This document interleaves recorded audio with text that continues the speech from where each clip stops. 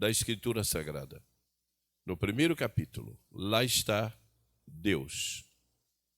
A Bíblia não tenta provar a existência dele, a Bíblia já diz que ele é. E taxativamente acabou.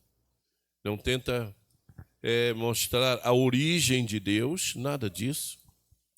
Mas Deus é. Já começa a Bíblia mostrando ele criando, fazendo todas as coisas. E vai até o fim da Bíblia. Deus está sempre lá presente. A segunda linha que ultrapassa a Bíblia de capa a capa é a linha do pecado, é a linha negra. A primeira linha, poderíamos dizer, uma linha dourada da divindade. E a segunda, infelizmente, é a linha negra do pecado. O pecado aparece nos primeiros capítulos da Bíblia e corre toda a Bíblia até ser vencido no fim da Bíblia. Está presente em todas as épocas, esteve presente em todas as épocas, está presente e vai estar até o fim da história bíblica. E começou Gênesis 3, de 10 a 11. 10 e 11. Pode ler. E ele disse: Eu ouvi a tua voz no jardim e tive medo, porque eu estava nu e me escondi. E ele disse: Quem te vê contou que estavas nu? Tu comeste da árvore da qual eu te ordenei que não comesses? Aí mostra o início do pecado, a desobediência. E essa linha negra do pecado atravessa toda a Bíblia. O homem, enquanto houver ser humano, o pecado está presente na história da humanidade. Vai até o Apocalipse, quando o resgate, a redenção é perfeita e o pecado é aniquilado. Nas últimas páginas do Apocalipse, o pecado deixa de existir. A terceira linha que ultrapassa a Bíblia de capa a capa é a linha carmesim do sangue. O sangue começa a ser apresentado desde os primeiros capítulos da Bíblia e vai também, ultrapassa a Bíblia, a história bíblica toda e vai até o fim da Bíblia. E vamos ler o início dessa linha vermelha em Gênesis 3, 21. E fez o Senhor Deus a Adão e a sua mulher túnicas de peles e os vestiu. Muito bem. A primeira vez que o sangue foi derramado foi aí, quando Deus teve um encontro com o homem e descobriu que o homem estava agora num estado de pecador, e Deus sacrificou animais, ovelhas, para fazer a roupa para Adão e para Eva, derramando assim o sangue pela primeira vez, como solução para o pecado. Então a linha vermelha, carmesim, do sangue, dos sacrifícios, começa ali. E dali para frente vai até o livro de Apocalipse, até o fim da história da humanidade, o sangue vai estar presente. Só tem essa referência, né? Só, pastor. Ok. Muito bem. Nós não vamos estudar sobre a linha dourada, a presença de Deus na Bíblia, de capa a capa, nem sobre a linha negra, a presença do pecado na Bíblia, também de capa a capa. Mas nós vamos estudar sobre a linha carmesim, a presença do sangue na Escritura Sagrada, até do início ao fim da Bíblia. Ok? Vamos ao segundo ponto. O sangue como parte do plano de redenção. encontramos a presença do sangue dentro do plano de redenção de Deus, até mesmo antes do mundo existir. Aonde se começa o comentário sobre o efeito do sangue? Abra sua Bíblia para Hebreus 9, versículo 22. Muito bem. Pode ler. E quase todas as coisas, segundo a lei, se purificam com sangue, e sem derramamento de sangue não há remissão. O plano de Deus, o plano na mente de Deus, antes do mundo existir, ele planejou que o sangue seria o antídoto purificador, remidor do pecado do homem antes do homem pecar. Deus criou o remédio antes da doença existir. Pela sua presciência, ele providenciou que pelo sangue haveria redenção do homem. É o que eu no início do estudo falei. Não nos pergunte por quê. Foi determinação de Deus, ele poderia usar outro método, mas ele preferiu o derramamento do sangue. O sangue existiu antes do mundo existir, já estava no plano de Deus fazer a redenção do pecado por meio do derramamento do sangue. Agora, o derramamento do sangue literal tinha uma data dentro do conceito de tempo da humanidade, porque para Deus ele não vive escravo do tempo, mas ele tem o passado, o presente e o futuro todo em suas mãos. Mas o ser humano tem que se sujeitar ao tempo. E o sacrifício perfeito, com o derramamento do sangue perfeito, estava determinado dentro de uma época humana futura. E o sangue que ele planejou derramar, onde disse, sem derramamento de sangue não há remissão de pecado. O derramamento do sangue literalmente aguardava um período na história da humanidade para acontecer quando aconteceu no Calvário. Muito bem. De Adão até o Calvário, o sangue aparece prefigurando o Calvário, mostrando uma figura antecipada do que iria acontecer em um tempo futuro. O sangue seria derramado num tempo futuro, literalmente lá na cruz do Calvário. Mas esse sangue, o efeito desse sangue, foi apresentado antes do próprio derramamento do sangue existir. Ou seja, prefiguradamente, simbolicamente. Vamos lá. 2 aí. Volta de... O 2, o sangue como parte do plano de redenção? É isso aí que você está falando. É o que nós falamos, né? É Hebreus. Isso. Muito bem. Agora o 3. O sangue presente no plano divino. O sangue, agora vamos observar o sangue presente no plano divino. Passado, presente e futuro, não é isso? 1, 2, 3? Não, pastor. Esse é só esse mesmo. Tá. Não é Qual a referência? Apocalipse 13, versículo 8. Ah, tudo bem.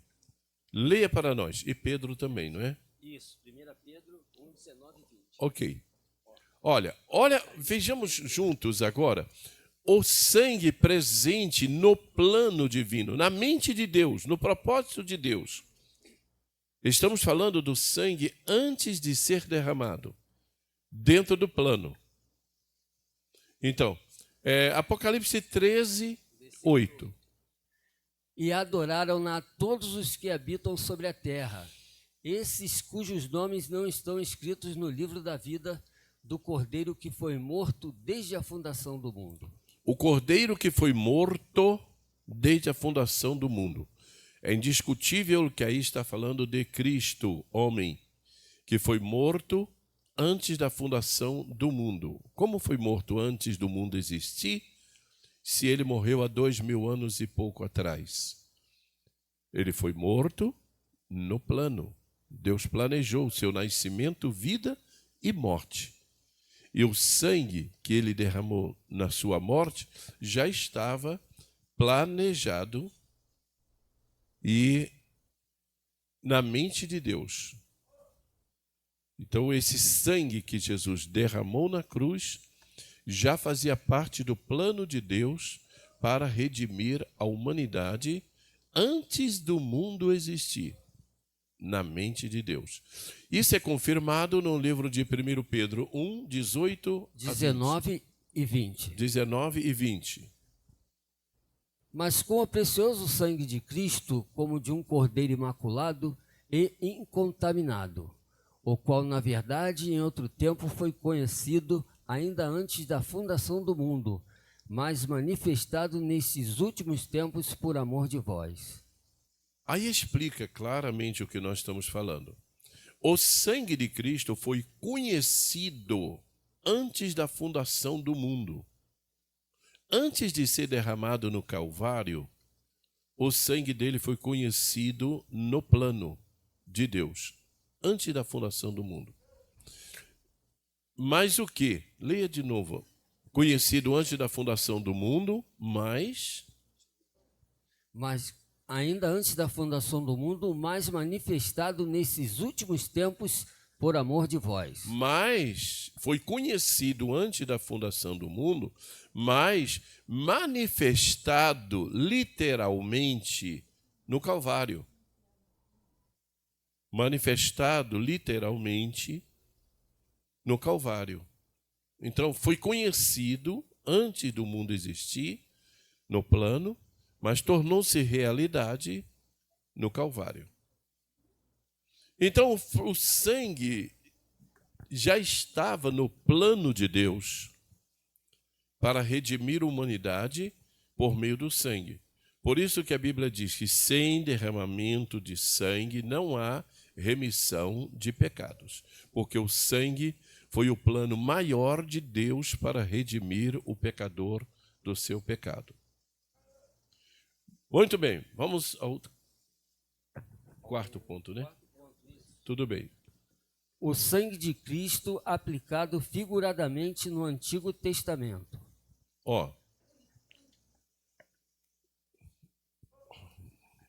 Desculpa, minha mente aqui está meio embolada em relação ao que está escrito.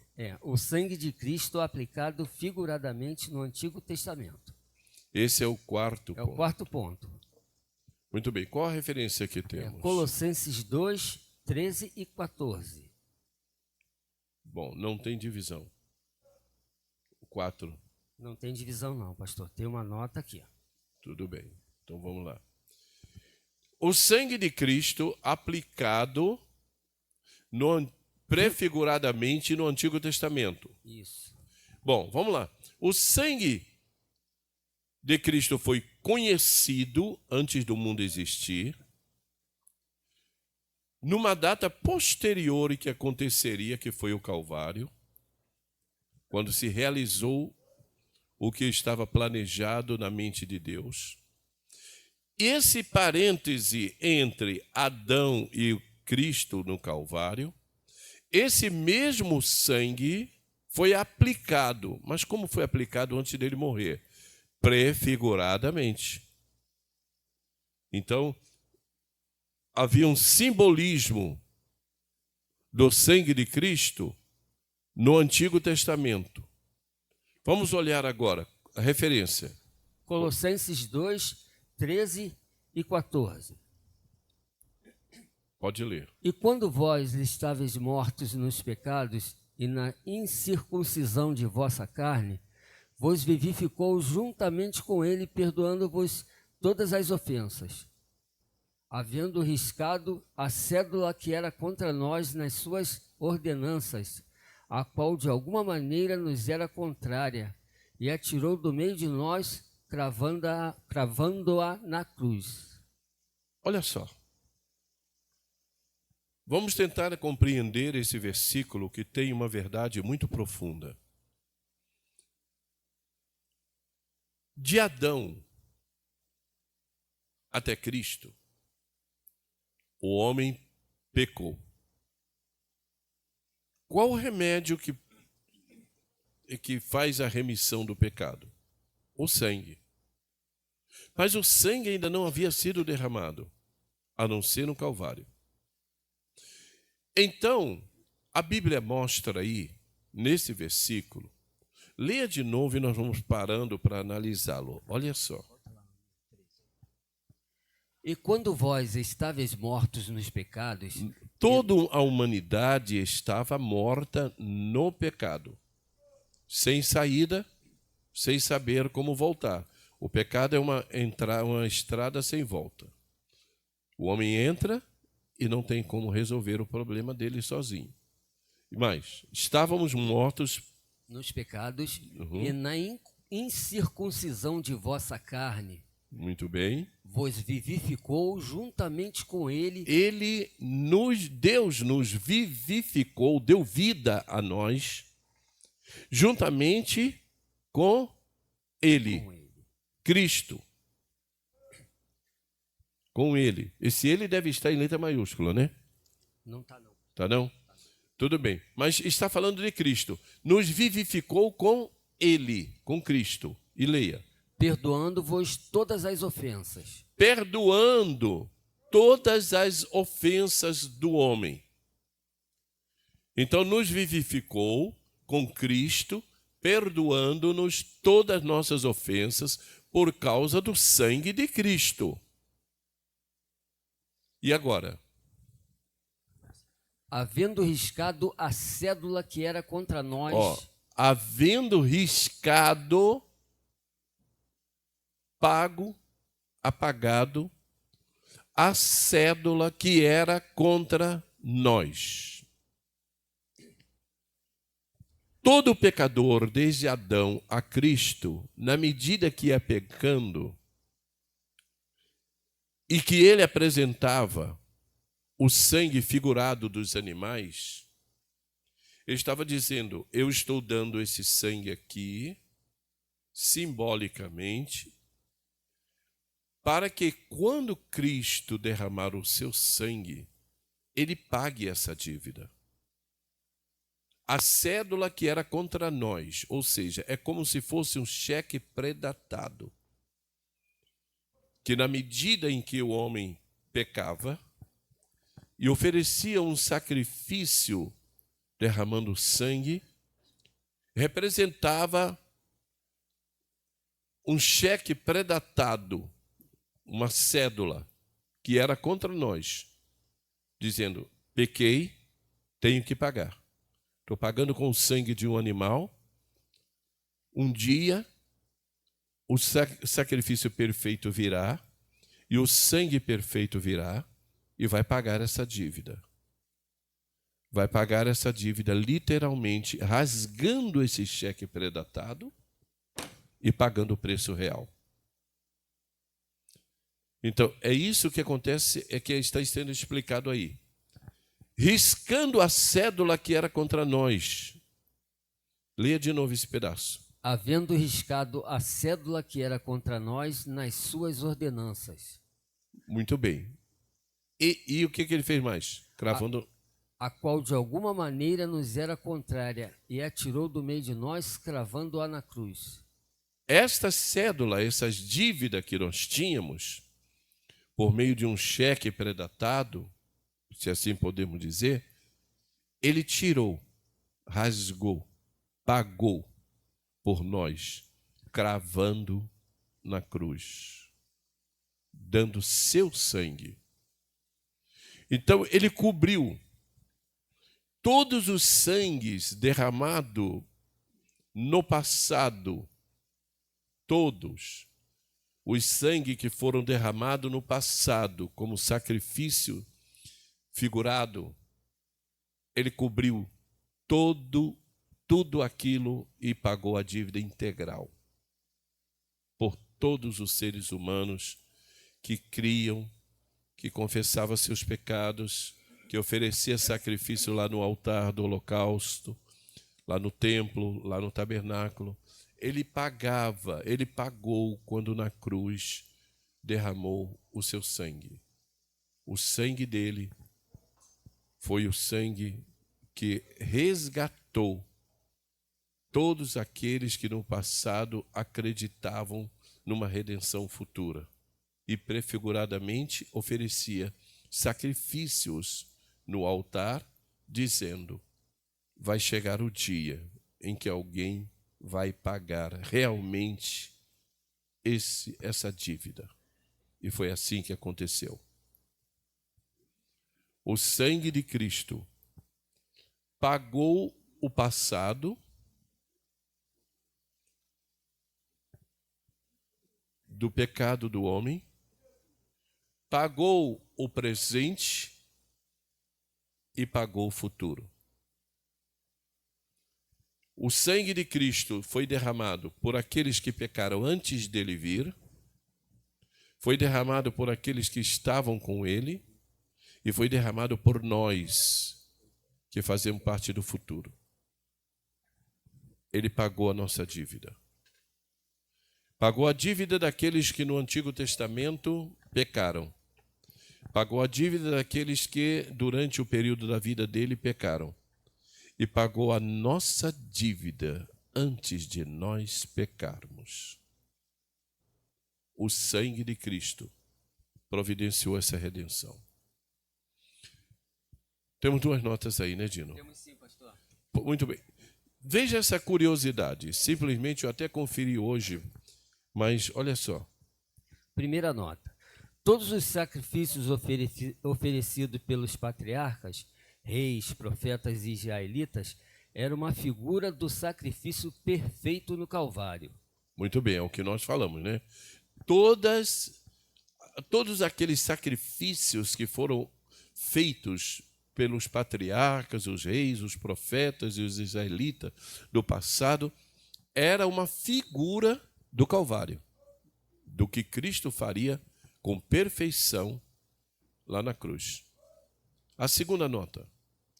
Somente no sacrifício que Salomão ofereceu pela inauguração do templo, 22 mil bois, 550 mil litros de sangue ou 18 caminhões-pipas de 30 mil litros. Olha só. 120 Qual é a mil... referência? Não, um momentinho. Olha, Qual é a referência? Crônica. Segundo Crônicas 7, versículo 5. Leia para nós. 5.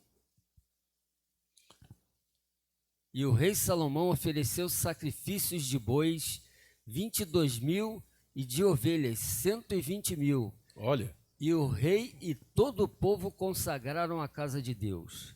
Naquele dia da inauguração do templo, só naquele dia, fora os sacrifícios diários que vieram do tabernáculo, depois para o templo, só naquele dia, não foi num dia, claro, a festa durou mais de um dia. Eles ofereceram quantos bois? 22 mil bois. 22 mil bois. Você já pensou quanto de sangue foi derramado nesse dia? Eu vi hoje na internet. Quantos litros de sangue tem um boi adulto? E a média é de 32 a 40 litros. Então, usando a média de 35 litros por boi, você multiplica aí para ver quantos litros dá. Aqui está 550 mil litros de sangue. Mas é próximo disso. Aí foi colocado, acho que dá 540. Pode multiplicar, alguém multiplica aí. 22 bois derramando, o sangue de 22 bois, cada uma 35 litros. Quantos litros de sangue teve derramado naquele dia? É 22 mil. Quantos litros dá? Alguém com celular aí faz a continha. 22 mil bois a 35 litros cada um.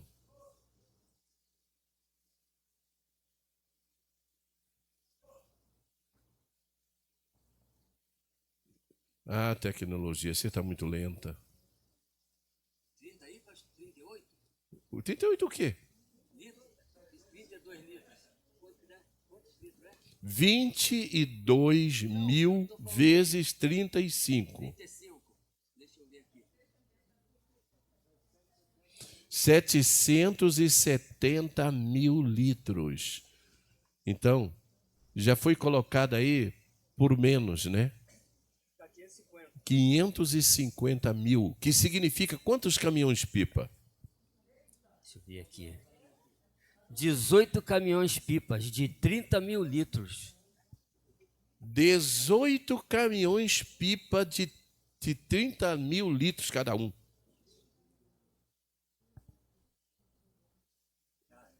É sangue para valer, né, não?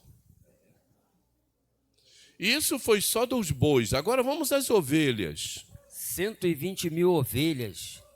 360 mil litros de sangue ou 12 caminhões-pipas de 30 mil litros. Uma ovelha tem em média 3 litros de sangue.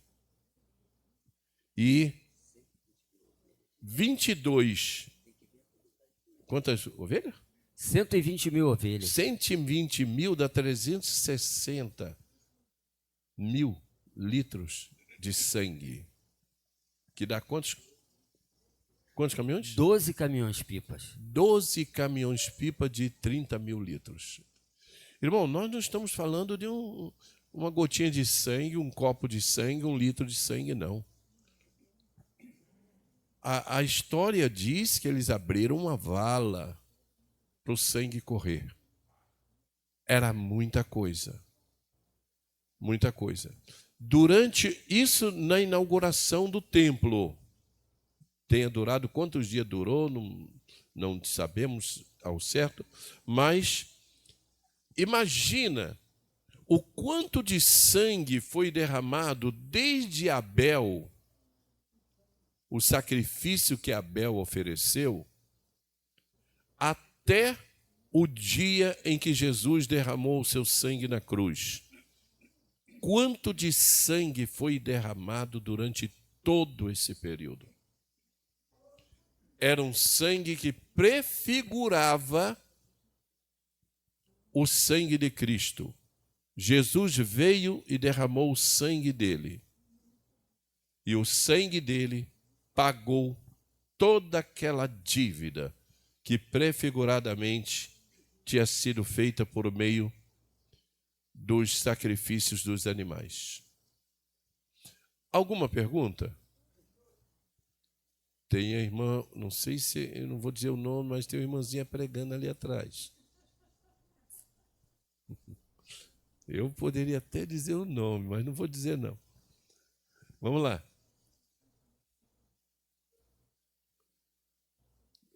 Vamos lá onde? Eu não sei, eu não falei. Eu perdi o rumo por causa do bate-papo lá de trás. Alguém tem alguma pergunta a fazer ou falar?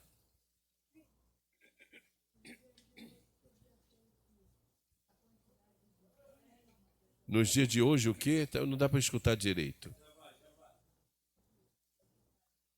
Estava aqui falando. Ó, eu estava aqui falando com a minha querida. É isso aí, eu conheci a mesmo voz. Fiz transfusão de sangue e fui contaminada, né? Por isso que vem enrolando esses anos todos, tudo que me tem feito de mal. Pegava esse sangue do animal que já fosse separado para isso, ficava mais útil, não precisava nem matar, bastava usar o sangue dele, né?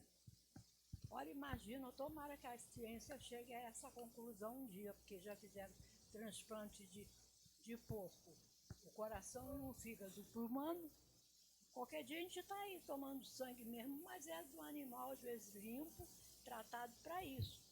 Melhor do que matar. Eu, pelo menos, que já fui vítima, eu ia Tudo matar. bem, mas era oferecido o sacrifício mesmo. O animal era morto e o sangue derramado, prefigurando o sangue de Cristo que foi derramado uma vez por todas. E acabou o sacrifício. Bom, vamos avançar. 5.0 O sangue de Cristo literalmente derramado no Calvário. Qual a referência? O sangue de Cristo foi literalmente derramado no Calvário, como nós dizemos. O sangue dos animais foram derramados simbolicamente no passado. Mas o de Cristo foi literalmente derramado em função do perdão, da redenção da humanidade. Então, a cruz do Calvário trouxe o pagamento do passado de todos esses sangue derramado prefiguradamente, agora estava resumido num pagamento perfeito, que é o sangue de Cristo. Com isso, nós podemos avaliar o grande valor que teve o sangue do Calvário. Pagou o preço de litros e mais litros e mais litros e mais litros de sangue que foram derramados no Antigo Testamento. O sangue de Jesus pagou o preço de todo aquele passado. Bom, vamos avançar. 5.1 Pagou a dívida daqueles que por fé ofereceram sacrifícios figurados.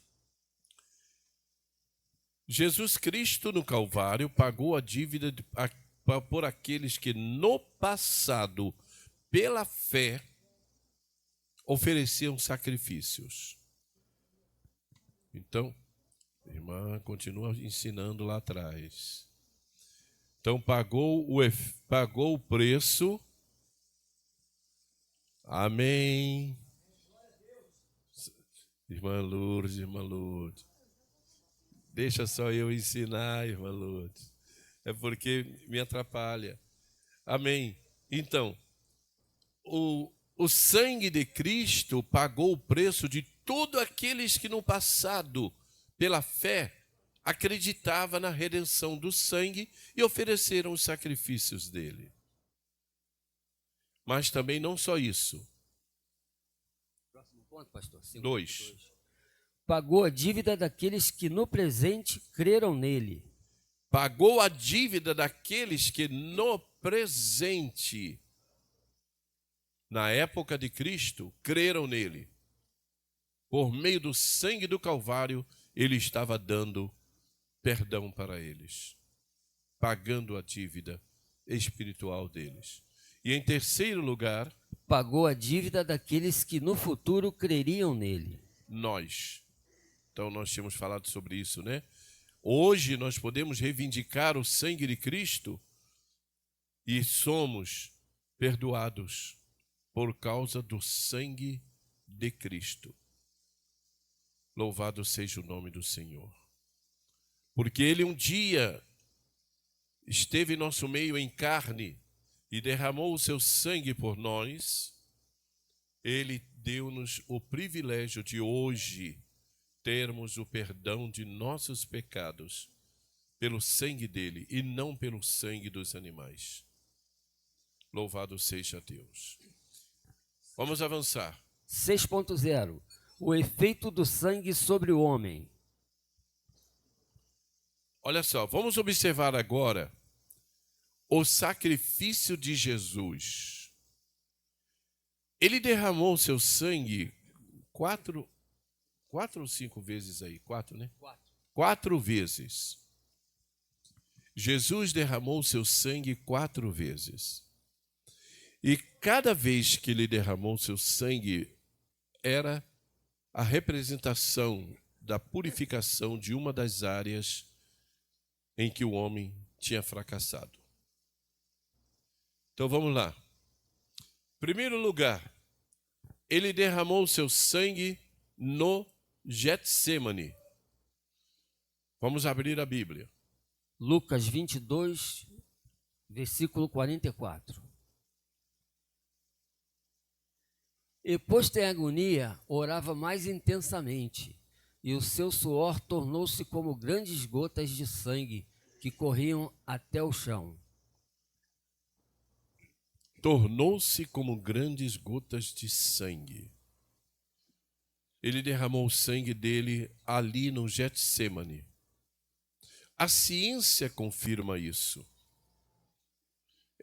Existe um fenômeno chamado hemartitrose, que é exatamente quando o ser humano entra numa agonia profunda, um estado profundo de agonia,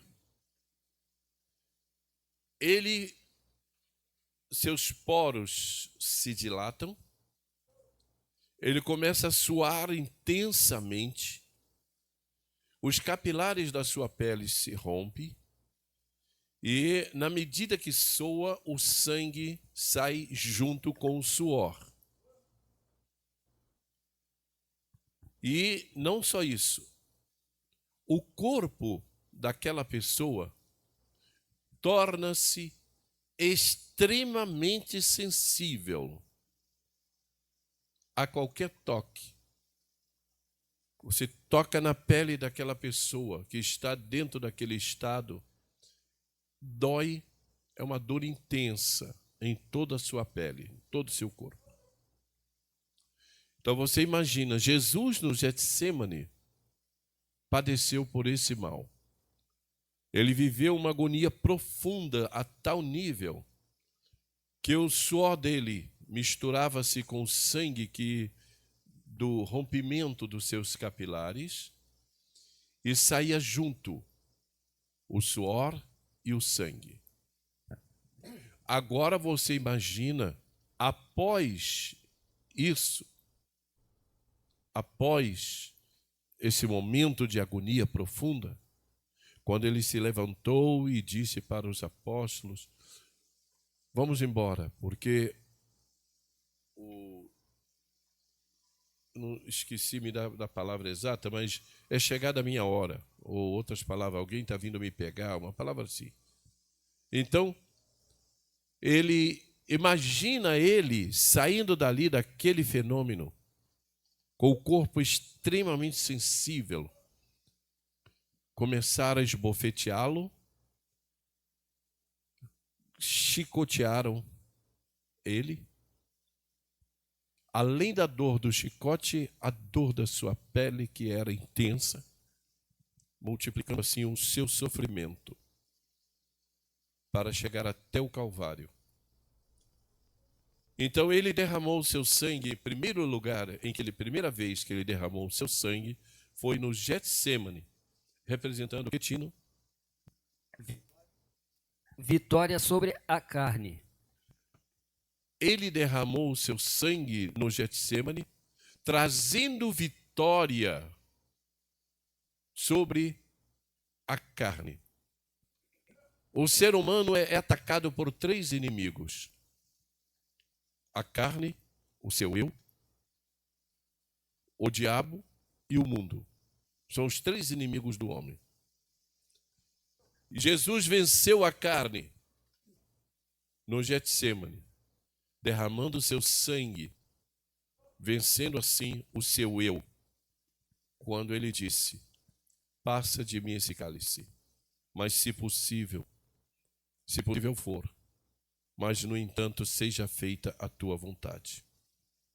Ele venceu a carne, derramando o seu sangue, e você também pode vencer, clamando por este sangue, quando as fraquezas da sua carne querem te derrubar, querem destruir você. Clama pelo sangue de Cristo Jesus. Ele derramou o seu sangue a segunda vez da seguinte maneira, veja. O sangue derramado pela coroa de espinho dá vitória sobre a maldição. O sangue derramado agora, pela segunda vez em que foi visto o sangue dele brotando, foi quando colocaram a coroa de espinho em sua cabeça. A Bíblia usa a palavra coroa de espinho, dando a entender uma cinta que corria em volta da cabeça. Mas a verdade é que aquela coroa de espinho, segundo os costumes da época, não era uma coroa, era uma espécie de um capacete, uma touca feita todas com trançada de espinho, que eles batia e cravava na cabeça da pessoa. Então, o sangue de Jesus foi derramado também quando aqueles cravos, aqueles espinhos cravaram em sua cabeça. O sangue jorrou, escorrendo pelo seu rosto, pelo couro cabeludo. Agora, espinho dentro da Bíblia era símbolo de maldição. Quando Jesus estava derramando o seu sangue na cruz, na coroa de espinho, ele estava vencendo as maldições que pesavam sobre a humanidade. O homem tinha se tornado maldito pelo pecado. Tem referência, não tem, Dino? Tem. Leia para nós.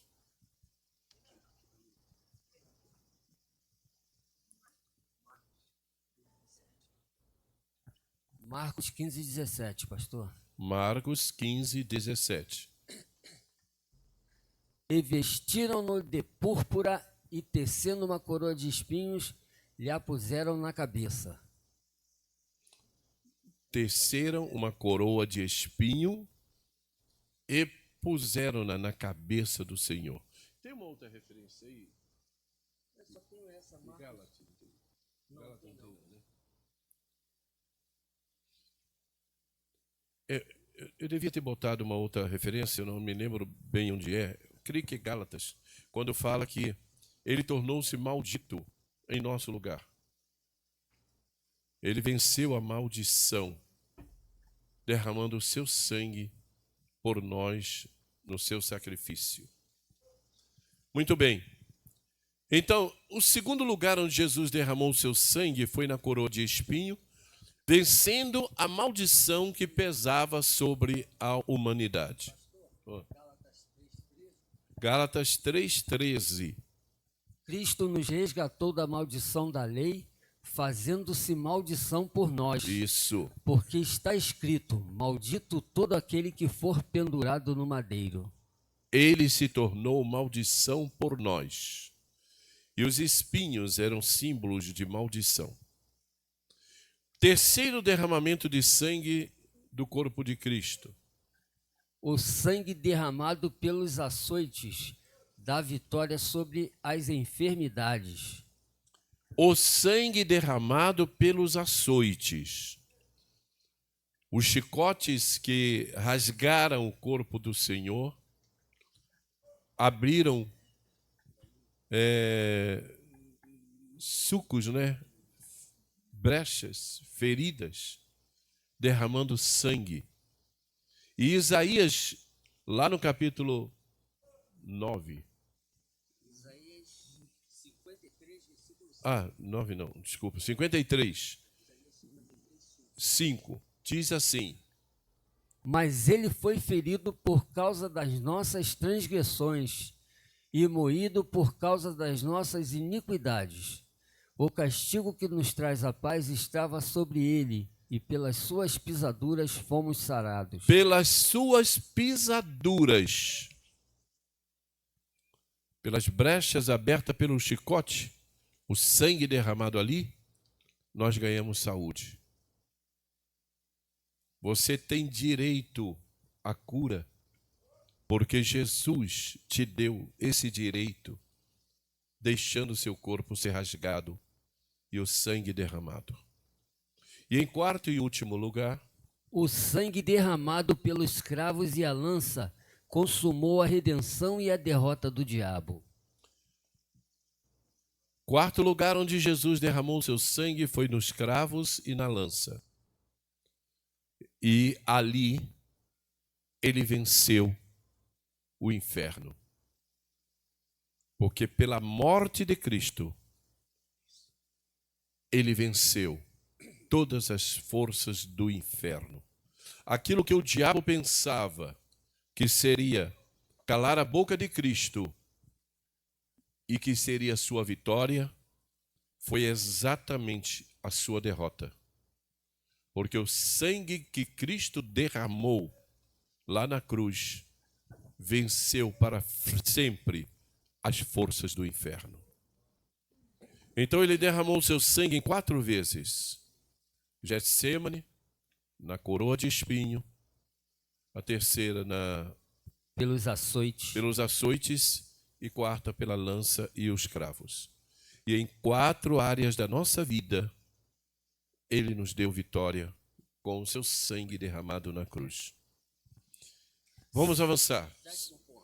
7º ponto. Temos 2 pontos ainda. O sangue intercedendo como mediador até a vinda de Cristo. Qual a referência?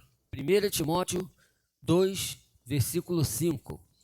Agora, o sangue, após a morte e ressurreição, o sangue ainda continua falando por nós. Porque a natureza humana de Cristo ainda continua no céu, fazendo a mediação entre Deus e nós. 1 Timóteo 2, versículo 5. 2,5. Leia para nós. Porque há um só Deus e um só mediador entre Deus e os homens, Jesus Cristo, homem. O homem Jesus ainda continua lá no céu, intercedendo por nós, com as marcas dos cravos, com a marca da lança, com a marca da coroa de espinho, com as marcas do sangue, ainda continua mediando Deus e os homens. O que faz a mediação entre Deus e o homem é Jesus Cristo, o homem. Você leu essa referência? Sim, li, porque há um só Deus e um só mediador entre Deus e os homens. Jesus Cristo, homem. Homem. Natureza humana. Que lá está, intacta, como ressuscitou. Lembra que ele, após ressuscitar, mostrou a Tomé. Tomé, venha cá, olha a minha mão. Lá estavam as marcas, as cicatrizes. Olha para o meu peito. Estava lá. E ele subiu levando aquelas marcas. Aquele sacrifício ainda intercede por nós até o dia de hoje. Da mesma maneira, dando perdão, redenção perante Deus para nós. O homem Jesus ressuscitado, glorificado, que hoje está assentado no trono celestial, na forma de Deus, mas manifestado como homem. Hoje nós sentimos dor, Deus sabe o que é dor. Porque ele foi homem como nós e ainda tem a natureza humana como a nossa. Nós sentimos tristeza, ele sabe o que é tristeza. Porque ele já se entristeceu como homem enquanto estava aqui e ainda é capaz de sentir tristeza tendo o corpo natural humano lá na glória, claro, glorificado. Bem, agora, esse sangue vai até onde? Último ponto. O sangue apagado quando o ofício de filho não mais existir. Até onde vai o sangue, a presença do sangue dentro da Bíblia? Vai até onde existir homem, ser humano. Um dia o ser humano passará, deixará de existir.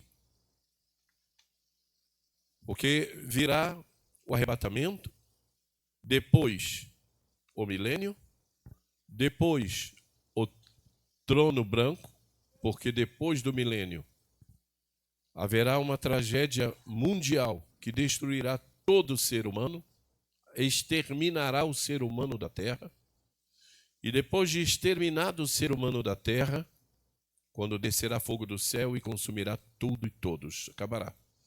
Aí o homem vai passar pelo juízo no trono branco e habitar o novo céu e uma nova terra, os salvos, e ser lançado no fogo eterno, os ímpios. O ser humano passou. Passado o ser humano, não haverá mais necessidade de antídoto para perdão de pecado, porque a história do pecado já se passará, vai acabar. Então não haverá necessidade de remédio se não haverá doença. Então, o sangue que foi a providência divina antes da fundação desse mundo vai ter efeito até quando existir o último ser humano na terra. Passou o ser humano. No juízo, o sangue vai advogar por nós, nos garantir a vida eterna. Ganha a vida eterna, o sangue deixará de ser necessário e ele vai se apagar. No livro de 1 Coríntios, capítulo 15, versículo 28, a Bíblia diz da seguinte maneira: E quando todas as coisas lhe estiverem sujeitas, então também o mesmo Filho se sujeitará àquele que todas as coisas lhe sujeitou, para que Deus seja tudo em todos. Repete de novo. E quando todas as coisas lhe estiverem sujeitas, ou seja, quando tudo estiver sob controle absoluto de Deus e passou-se esse sistema de vida, vai. então também o mesmo Filho se sujeitará àquele que todas as coisas lhe sujeitou. Aquele Filho, quem era o Filho? O homem Jesus. Que a Bíblia diz que hoje é o mediador entre nós e Deus. O Filho, então, se sujeitará àquele que todas as coisas lhe sujeitou. Se sujeitará à divindade absoluta e passará a história de um ser humano, Cristo homem, fazendo mediação. Porque hoje o Cristo homem faz mediação entre nós e Deus. Quando nós deixarmos de existir, não haverá necessidade de um mediador. E o sangue será apagado.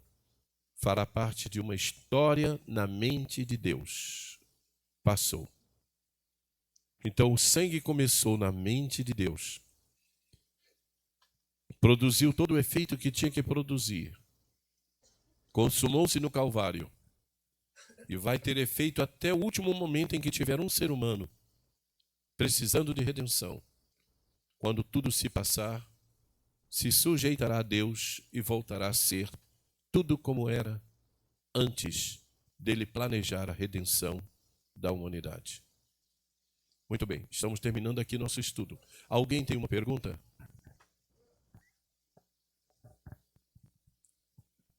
Eu não posso ver o olhinho de você. Mas será que está com o olhinho de que não entendeu nada? Vamos ficar de pé em nome do Senhor. Louvado seja Deus. Irmãos, a mente poderosa de nosso Deus. Ele nos permitiu ver até certo ponto seu plano. Mas o plano de Deus é tão grande, tão perfeito, que vai além do nosso entendimento. Muito além. Até onde nós entendemos? O microfone entrou em greve. Tem um aqui que está cobrindo a greve. Está geladão isso aqui. Amém. Então, Deus nos dará uma eternidade de glória. E esse fenômeno, ser humano, com tudo que hoje existe, volto a dizer, será somente lembrança na mente de Deus. Amém? Oremos ao Senhor. Querido Deus, te agradecemos pela tua palavra. Te agradecemos, Senhor, pelo teu plano poderoso, pela tua obra redentora, pela tua obra gloriosa.